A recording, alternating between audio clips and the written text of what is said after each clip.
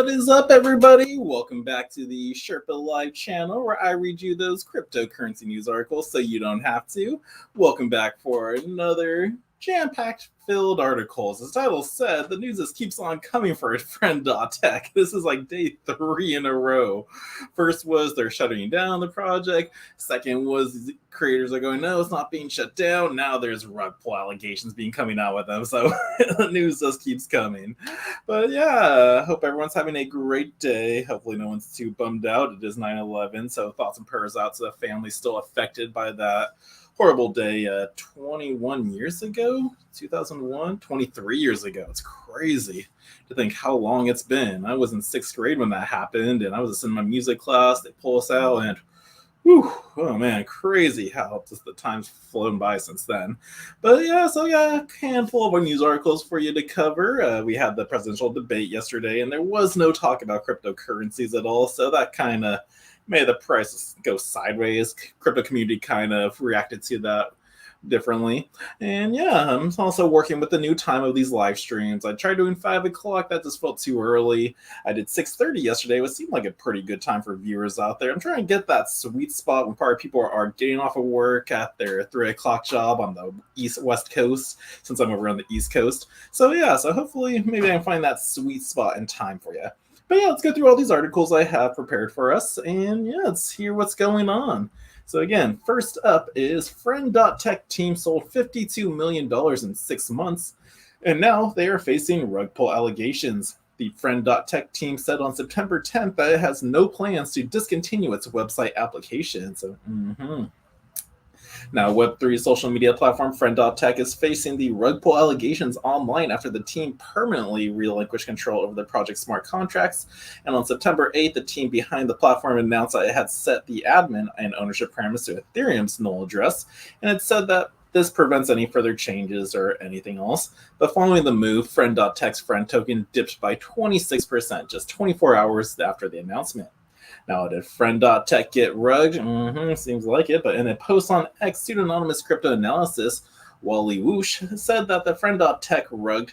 In a thread, the analysis described the project as a Ponzi, as it evolved from a social finance app into advancing trading. Now, here is the tweet from him, from Will Mocha. Friend.tech changed their name from shares to keys and quickly evolved from simple socialify app to advancing trading. Now, bots that sniped keys immediately after an account was created, and a new strategy became the talk of the town. Now, the analysis also said that during the project's peak, creators within the platform promised their key holders wild things, with one creator promising to split airdrops between key holders.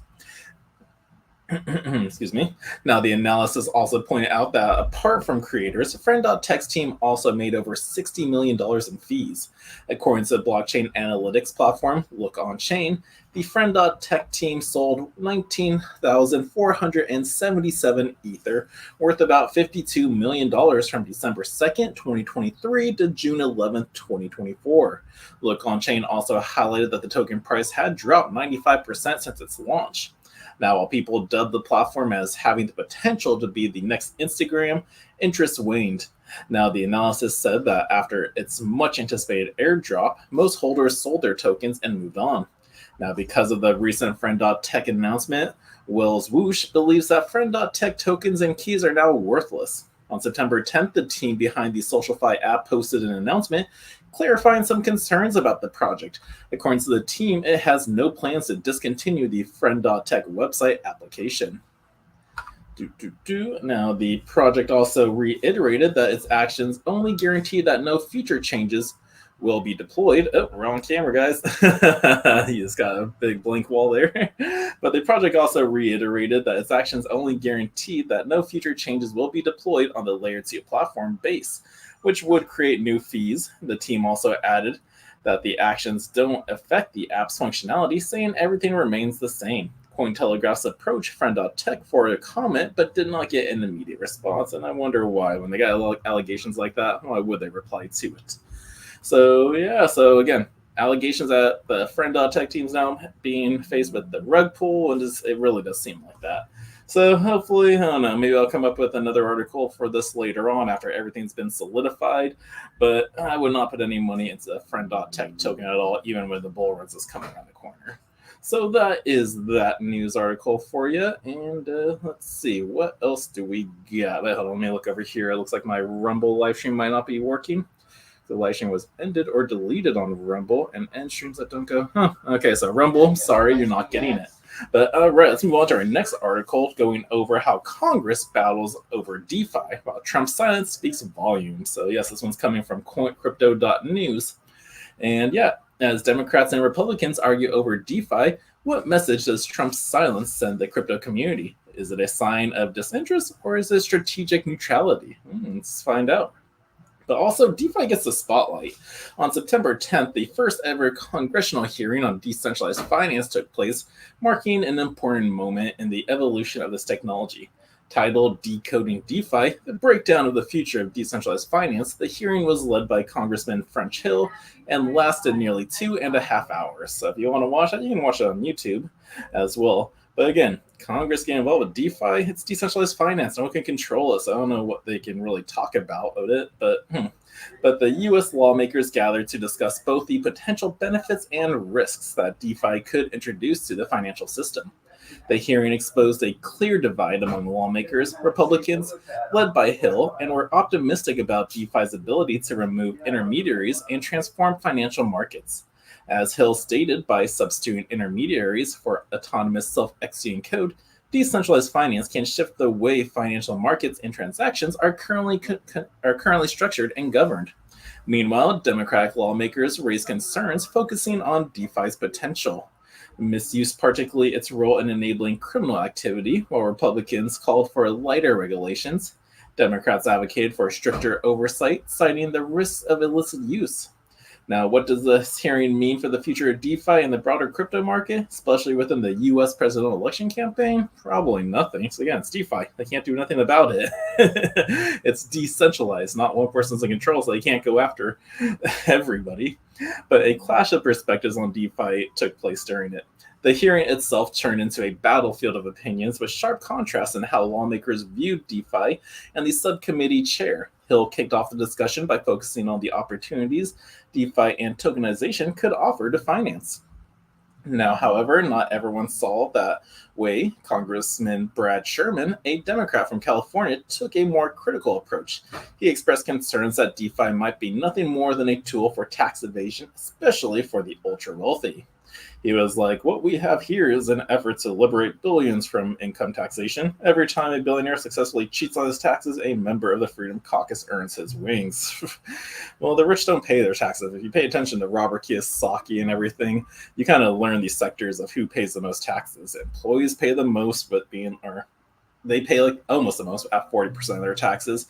Then you got the specialized employees out there who pay, or the small businesses, they pay at least 60%. Then you got big businesses out there pay 20% and investors pay 0%. So if you understand that, it's like, that's how the rich stay rich.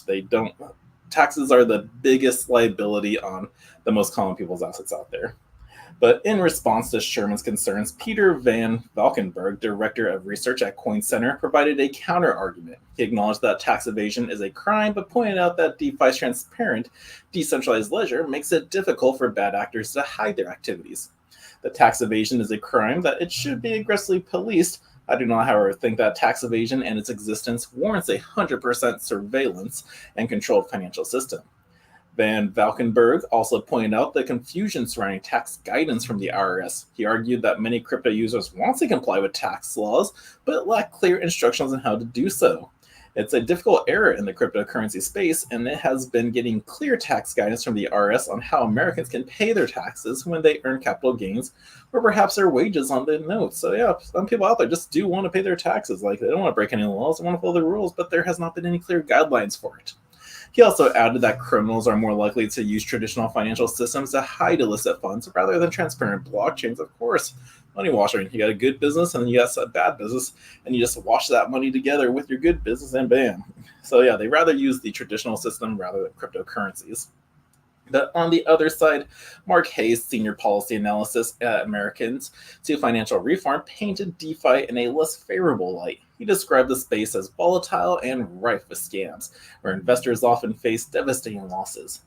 Hayes stressed that DeFi should not get a free pass and that existing security laws should apply to decentralized systems to protect investors. Meanwhile, Amanda Tuminelli, the chief legal officer at DeFi Education Fund, took a different approach. She highlighted that DeFi's potential to democratize finance, according to Tuminelli's traditional financial systems, relies on intermediaries often acting as gatekeepers. Now, big banks can and do deny access to the system for discriminatory reasons or no reasons at all. She stated that, contrasting with the DeFi's open access nature, she suggests that anyone with an internet connection can use DeFi, calling it an epitome, or epitome? What's that word right here? Epitome of financial inclusion. Now, Terminelli argued that treating DeFi as traditional finance is not the right approach, as the underlying structures are fundamentally different. She suggests that regulations should take into account the self-custodial nature and transaction anomaly of decentralized systems. So yeah, she gets it. It's like it's a whole other entity, and you can't play ball with the old rules with it because it relies on other rules. But now, after that debate and this article, it starts going into why crypto was left out of the presidential debate. So, Vice President Kamala Harris and former President Donald Trump faced off last night on September 10th in the second presidential debate of 2024's election. Despite Trump's well-known pro-crypto stance, the debate avoided any mention of any crypto entirely. And here they are shaking heads. Can you see the little headphone earrings they got going on? She was definitely wearing that, if you haven't been pointed out. But instead of the focus that was on traditional economic issues with no reference to crypto, blockchain, or broader financial technologies, Harris's strong performance during the debate appeared to unsettle Trump, particularly as he struggled to defend his position in contentious issues like abortion. All of this seemed to affect crypto market as Bitcoin dropped around 58,000 to 56,000 after the debate, and as of September 11th, it has slightly recovered, hovering around $56,800. Now, Ethereum, the second largest crypto by market cap, also experienced a minor dip of about 0.5%, trading at around $2,340 during the same period. Now, in a surprise for Trump, who has long positioned himself as champion of deregulated financial markets, his odds of winning, according to online betting platform Polymarket, fell from 52% before the debate to 50% as the writing. Now, meanwhile, a CNN flash poll reflected Harris's dominance, with 63% of viewers stating that she outperformed Trump. However, most respondents noted that the debate wouldn't influence their vote in November. As the campaign continues and the demand for the third debate grows, it remains to be seen whether crypto will finally take center stage. So will it? I hope they start talking about it. And maybe she won't be wearing any headphones, and we'll see if she ain't talking her own. But what can we expect next? Throughout the Biden administration, Democrats have consistently been skeptical of crypto, highlighting the risks and pushing for stronger regulations. Amid this, Vice President Kamala Harris has remained silent on the issue, making her stance unclear. Now, meanwhile, Trump, who once strongly opposed crypto, has shifted his tone in an effort to attract pro-crypto voters. In recent months, Trump has shown more openness toward blockchain and crypto on several instances. However, like Harris, he has remained silent when it matters most, such as during the Trump versus Musk Twitter Space conversation in August, and again during the second presidential debate, where crypto was notably absent. Now, the future of crypto and DeFi in the U.S. still remains uncertain. With the upcoming election, how the next administration handles this growing sector could have a lasting impact on both innovation and regulation in the financial space. So that is basically what happened yesterday and today. Congress got together, talked about DeFi, what they can do, the risks behind it, and then just like what is going to be happening next. Like, will crypto take center stage in the next debate? I hope so, and because this really does play a key role in how the future will be innovated. Like, are we going to keep innovating it moving forward, or we're just going to halter it and slow it down again another 4 years? Well, we just got to wait and see, like everything. So that is that news article for you. Let's go into some more fun ones. Let's see. This one's coming from Decrypt, and DeFi Slap lets you create dApps in just a click with AI prompts. The Solana-based token Launchpad and dApp Creator functions as a marketplace for ideas, founder Troy Murray said. So, exciting. One click to be able to make dApps, and you don't need really any coding experience? Not so bad. Let's learn a little bit more about it. A new token Launchpad on Solana will enable users to create decentralized applications using just an AI prompt. Launching on September 10th, DeFi Slap is a marketplace for ideas. Founder Troy Murray told Decrypt that DeFi is live. The Launchpad is with one click. Oh, here, let's see a little video. Like, how long is this? 1 minute. He's showing a little description of it. Just typing that in. What do you want? It's just going through. Let's see. Types that in, goes through, and goes. Let's try to fast forward this a little bit. And there's the code. It's pretty much writing it down, and boom. So yeah, in literally 1 minute and 29 seconds, they created code out there for a decentralized application. So very interesting. Definitely would want to look more into it. But users can quickly launch a DEP using an AI prompt, and if the DEP escapes a bonding curve, the prompt gets put into an AI generator and then created. The idea, Murray explained, is the best ideas will escape the bond curve, similarly to how meme tokens are created on launchpads like Pump.fun. The process for spinning up DApp on DApp Slap is simple. Navigate to its website, sign in with your wallet, pay a 0.02 SOL fee, and submit a prompt. Like Pump.fun, a bonding curve is created when an idea is submitted to the marketplace. Users can buy tokens from the bonding curve, and when it maxes out, the idea is given to the AI generator and created. Now, once live, the tokens purchased from the bonding curve are used as governance tokens to govern the new app that has been created. In just a few clicks, you get a website, sign in for your DApp, and a front end and a Solana Rust contract connected to a DAO interface, said Murray. So pretty simple. Now, DApp Slap creates a governance dashboard for all fully bonded ideas, where token holders who support the idea can collaborate and make decisions regarding the future of the DApp. The DAO also automatically collects trading fees from the governance token to fill its treasury on Pump.fun. When a token escapes the bonding curve, it gets put into Radium, and then those fees get burned. Murray explained instead of DApp Slap turns the pool over to the DAO, and that controls the DApp being created. That means the DAO is funded by trading fees generated by its token, and whatever revenue the AI generated DApp it manages may or may not generate. So okay, that's a big difference from Pumped Off. Instead of the coins just getting burnt, it's getting moved to the DAO. Very, very nice.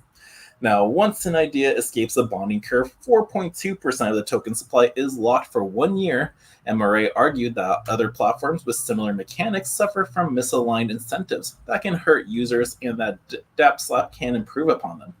Users on DApp Slap don't have to create a DApp or submit an idea to use the platform. They can also browse the idea marketplace and purchase tokens from whichever ideas they think should be made.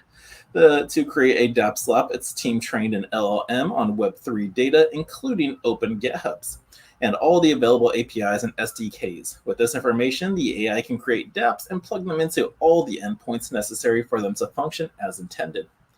Now, what's the origin of DApp Slap? Well, DApp Slap and its founders are no strangers to the world of crypto. Troy Murray previously helped found Barnbridge, a DeFi protocol that reached a settlement with the SEC in 2023 over unregistered security sales.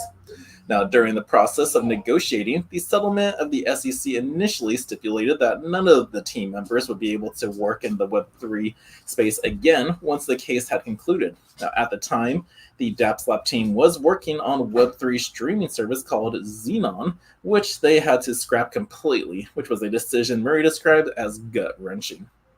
Now, you just dedicated the last 7 years of your life to an emerging technology that you think will change the world, and then the state has the power to strip it all from you. Murray told Decrypt, adding that you start to question yourself when this happens. Murray and his team pivoted to AI and developing an AI app generator to generate Web2 applications based on prompt. Ultimately, the SEC settlement didn't bar the team from working in Web3, enabling them to rework their AI app building products to focus on dApps and integrating with Web3 protocols. Now, what's next for the DApp Slap team and everything? Well, following DApp Slap's launch, it's planning to develop new features, including a front-end manipulator. The tool will enable people launching dApps to edit the front end using AI and will distribute fees to users who create front ends depending on how many people use them. DApp Slap is also working on functionality that would allow token holders into the DAO of any DApp to use AI to write proposals to change the project. Now, this would allow people who don't have a deep technical understanding to participate in DAO governance in ways they can't in the traditional structure. Now, where tech-savvy DAO members are relied upon to submit proposals. Now, here's a funny meme tweet from Troy. A non-technical DAO member is speaking right now. Very funny. But further down the line, said Murray, DApp Slap expects users to be able to build much more complex dApps and much more complex systems for those dApps, and probably better front ends as AI models improve. Of some of this is going to be on us, and we're going to have to refine the AI agent system that's building it. He said, adding that some of it will also depend on getting smarter AIs. The best news is that this currently is the dumbest AI you ever use, and it's only going to get smarter. So that's a pretty good problem to have. It's like it's the dumbest one they got, but AI is getting so much better every single day. So that's a pretty cool. It's just getting simpler and simpler to make decentralized applications, and you don't need to be a coder anymore. Like, this is what AI, like, people are always feared about. It's like, what's the point of engineers right now and coders? You got AI for it. But again, AI is just here to help make just everything so much easier. But you still technically would want to know how to do that because it's a nice skill to have. But yeah, so pretty cool. Again, this is on the Solana network, and I wonder if it'll get implemented in other blockchains out there after this one gets created. So we'll just have to wait and see. So that was that news. What else do we have for you? I think we have a couple. Luckily, we don't have any scam articles for you. Actually, just very interesting news. So next one's coming from Cointelegraph, and looks like Ford and Toyota double down on blockchain as driverless car tech stagnates. The automakers led the field in blockchain technology patent filings for Q2 of 2024, so they were up and on it. So they just keep filing and filing. Ford and Toyota continue to lead the way when it comes to the development of blockchain-based vehicle technology, at least according to a slate of recent patent filings from both automotive firms. Between the two of them, Ford and Toyota filed a total of at least 43 blockchain-related patents in the second quarter of 2024. Overall, the number of patents filed in the industry was fewer in Q2 than the previous one. According to data from Global Data Patent Analytics and Just Auto, however, both Ford and Toyota bucked this trend. Ford increased its filings from just 3 in Q1 to 14 and in Q2. Now, while Toyota improved from 25 patents in Q1 to 29 in Q2. Now, the top 5 companies by patenting activity related to blockchain in terms of filing in the global automotive industry in Q2 is Toyota, Ford, you even got State Farm Mutual Fund in there, Scholar, and Porsche. They're all being involved in blockchain technology. Now, blockchain for automotive. Now, the patents filed by Ford, Toyota, and other automotive industries companies in the past few months address a myriad of concerns within the sector. Ford, for example, recently filed a patent that could ostensibly provide immutable provenance for vehicle ownership. Per the filing, Ford's system would manage ownership data of a vehicle, including changes in its ownership of the vehicle via smart contracts that execute automatically in response to real-time events and data. Now, this would use the blockchain as an immutable ledger, recording vehicle title changes as they occur, and with this system, it would be trivial to use smart contracts to exchange both the physical commodity itself and the assets associated with its ownership in a single autonomously executed action. And like, they're not the only ones that do it. I believe I covered an article a couple of days or maybe a month ago, but California's DMV was implementing blockchain and just keeping track of title ownership. But meanwhile, a recently filed Toyota patent indicates that the company is exploring the development of an internal blockchain-based system to manage non-fungible tokens related to its vehicles. This system would ensure that vehicles in stores, such as those held by dealers until sale, are accurately reflected on the blockchain ledger. Now let's go into driverless vehicle technology. How does this relate to blockchain? Toyota and Ford have both shown signs of adjusting their respective strategies to focus on driver assistance technologies over autonomous vehicles. A recent gathering featuring hundreds of insiders working in the driverless car industry showed that while optimism remains high among the company's involvement, the general tenor of the technology world is that the collective community still hasn't solved the challenges preventing robo-taxis from going public.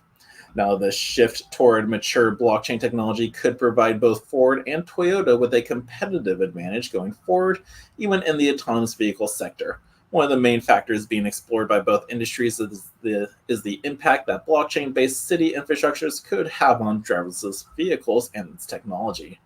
So there you go. So yeah, so they're working on it. They're just still filing it again. Like, they may have filed like 40 like right now, and they may like not have to do anything with each other. But as I learned with following Theta Network and like through the years, how they just kept filing patent after patent after patent, and then finally, like just this year alone, it's like a Oh, so that's why they did that and that. So they obviously have a plan going, and it will eventually all come together. So, woo! So keep it up for Toyota and all you other automotive. I want to see more blockchain technology implemented in every sector out there, every business, not just automotives.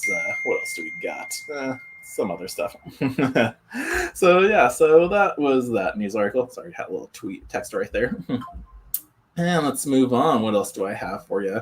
Ooh, some Polkadot news right now. This is actually a pretty cool one out there for keeping on-chain analytics into account. So yeah, Dune is expanding on-chain analytics to cover 50 plus Polkadot parachains. So woo!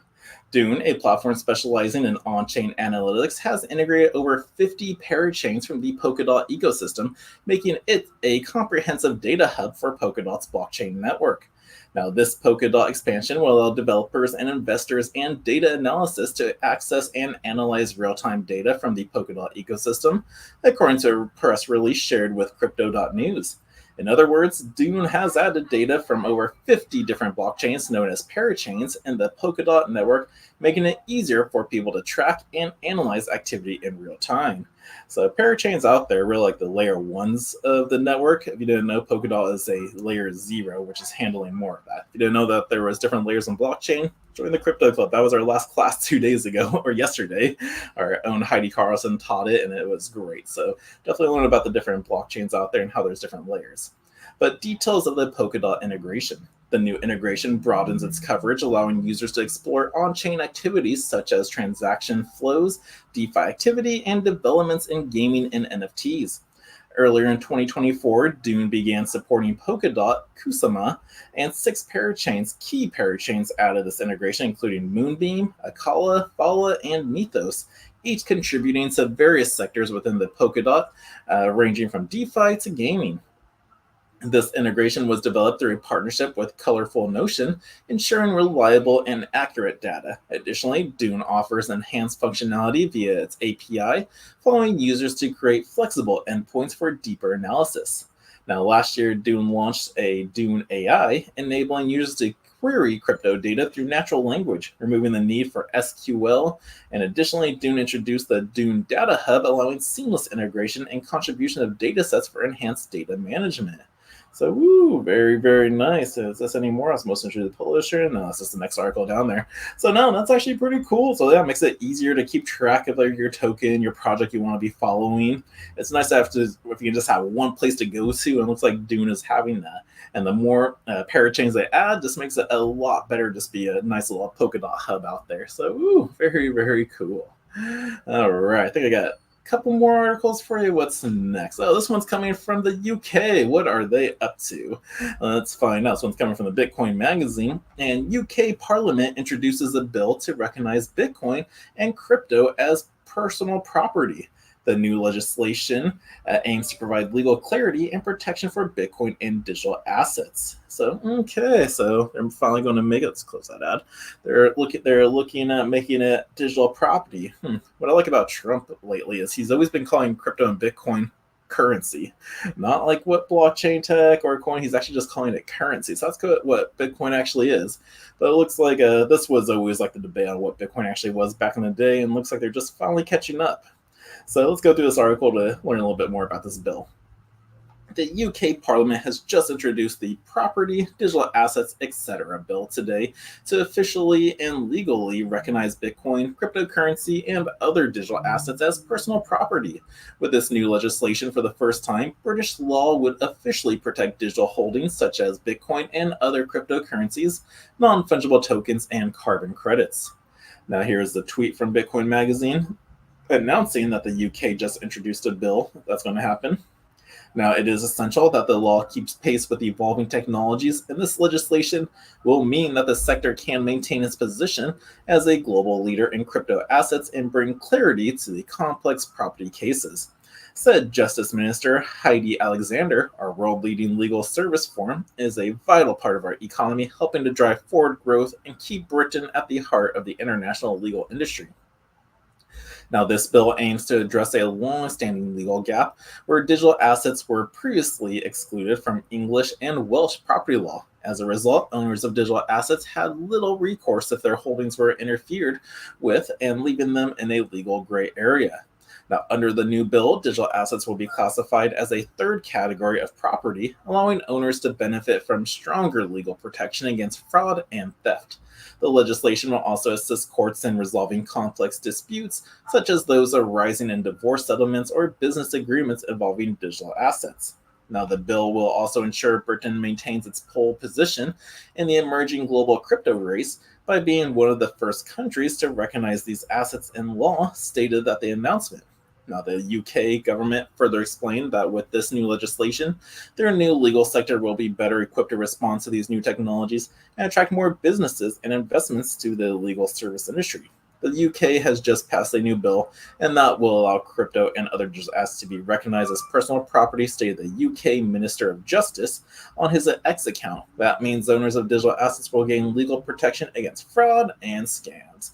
This feels like it really only helps like divorce cases and marriages out there, because it's like, okay, if we can actually claim it as a property, we got to separate that in a divorce. But again, first you got to let people be able to claim it. If they keep on like an exchange out there, then of course they can do that. But if it's in a self-custodial wallet, good luck on trying to actually find that Bitcoin and who actually owns it. But okay, so that's the UK and how they're just slowly getting more involved with crypto and just getting involved. So again, like this is a pretty crazy year, even though like it wasn't like crypto wasn't announced in the debate last night. Like we need to discuss this now. It's like more than ever, because again, we don't want to be halted at where we are in this technology. We want to progress further because we can at a fast pace if we just open up. But that is our UK bill news for you. Lastly, I have a mining company that acquired more miners in Tennessee. Yes, so this is our final news article of the evening. And yeah, which company was it? CleanSpark. They just acquired 7 mining sites in Tennessee's hash rate to grow 22% because of it. Tennessee, very nice. That's where our second crypto club is at. Go say hi to Todd and Janet for me if you're up there. Now, CleanSpark is acquiring more sites in Tennessee after buying Grid and its infrastructure's facilities there. So this is good news for Bitcoin, because having more miners out there gives it a stronger hash rate and keeps the network even more secure out there. So yes, so this is good news. The United States Bitcoin miner CleanSpark has just reached an agreement on the purchase of 7 cryptocurrency mining facilities and their associated land in Knoxville, Tennessee area. The new acquisitions will boost CleanSpark's hash rate by 22%, and the company said, according to trade publications, CleanSpark is purchasing the new facilities from Exponential Digital, and CleanSpark said that it's paying $27.5 million in cash for the new facilities and expects the deal to close by September 25th. So, okay, it's like about 15 days, 14 days, happening pretty fast. Now, CleanSpark's revving up its exahashes. The 7 facilities have capacities ranging from 10 megawatts to 20 megawatts for a total of 85 megawatts in total. Now, they will provide 5 exahashes per second when equipped with Bitmain S21 Pro application-specific integrated circuits. Now, CleanSpark CEO Zach Bradford said in a statement that with this additional 5 exahashes a second, it's expected to begin hashing over the coming weeks. We now expect to achieve 37 exahashes a second before the end of 2024. Bradford added that the purchase of the ASICs was timed to lock in low prices, and they will be installed promptly at CleanSpark's new sites. Bradford said that CleanSpark would continue showcasing how Bitcoin can benefit the local power grid and communities where we're located. However, Exponential Digital's Tennessee operations have been criticized for their noise and not contributing to the local tax base. Now, CleanSpark's continued growth. In June, CleanSpark reached an agreement to purchase Grid infrastructure, acquiring its Tennessee facility that all stock transactions was worth $155 million and expected to close at the end of the month. Here is a tweet from them. Hopefully this news will Knoxville your socks off. I always love pun on words. We've entered into the definitive agreements to acquire these 7 Bitcoin miner facilities. And we gain at least 85 megawatts of energy and immediately available capacity to add the 5 exahashes. Now, in addition, CleanSpark powered up the 4th campus at its Dalton, Georgia facility in the first week of September and added 50 megawatts of capacity to the Sandersville, Georgia facility this week. It has deployed nearly $1 billion of capital and operates 500 megawatts in Georgia. CleanSpark mined at least 478 Bitcoin in August, and that month it sold only 2.5 Bitcoin at an average price of $56,729, leaving it with 7,558 Bitcoin still holding. Now, its average hash rate in August was 21.3 exahashes, and at the end of the quarter of 2024, CleanSpark was the second largest Bitcoin miner by market cap. So yeah, this is definitely a big up-and-comer. Will they be the number one miner out there? Just gotta wait and see. But no. So yeah, so that is basically all the news I have for you. I hope you enjoyed that last one. I always like seeing when Bitcoin's network gets stronger. May not affect the price at all, but it does make it stronger and more secure. So I love it. But that is it for you. Let's take a look at the Fear and Greed Index. Oh, we're down. What's going on? We dropped to 37. We're in like the 40s yesterday. I guess because they didn't say anything about crypto in the debate, people are going, oh, we're not going anywhere now. I better sell my Bitcoin. But price wasn't affected. We're still at 57,375. So yeah, we're up 0.08% in the hour, only down 0.21% in the last 24 hours. So yeah, nothing to worry about there. But that is it. Hope you guys are having a fantastic Wednesday. I am now going to go pick up my new t-shirts at Kohl's. I bought at least like 5 more of these guys because I love them. And then I'll be breaking apart all these videos so you don't have to watch the full live stream. You always watch each individual article yourself. And again, all of the news articles will be linked in the description box down below. So that way you don't have to go looking for them. But again, hope you have a fantastic, is it Wednesday? Yeah, have a fantastic hump day. And I will see you again tomorrow. Sherpa is out.